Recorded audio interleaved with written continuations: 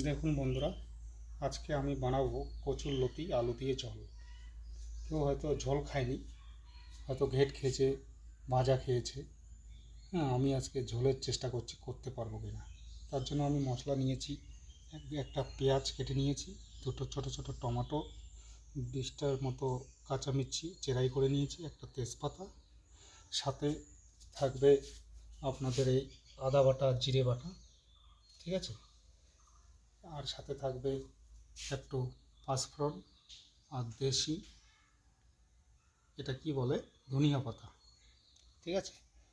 আমি রেডি করে নিচ্ছি, আপনারা দেখতে দেখুন বন্ধুরা, আমি অলরেডি আদা বাটা, আর কি বলে এটাকে, জিরে বাটা বেটে নিয়েছি, আদা জিরে বেটে নিয়েছি।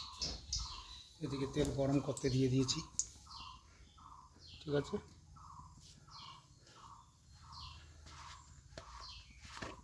গরম হয়ে গেছে অলরেডি।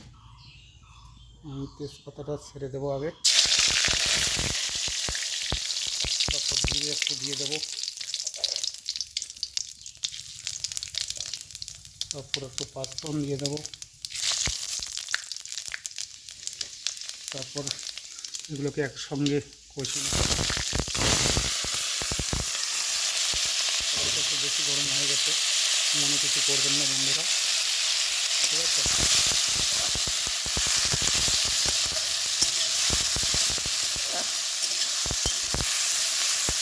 দেখতে থাকুন বন্ধুরা, আমি লবণটাকেও কষিয়ে নেবো একসঙ্গে, হ্যাঁ, পরিমাণ মতো দিয়ে।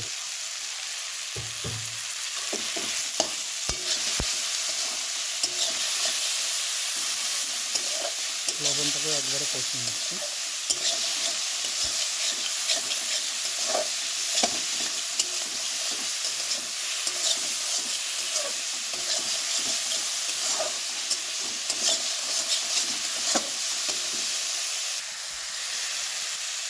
দেখুন আমি মশলাটাও কষিয়ে নেবো একটু।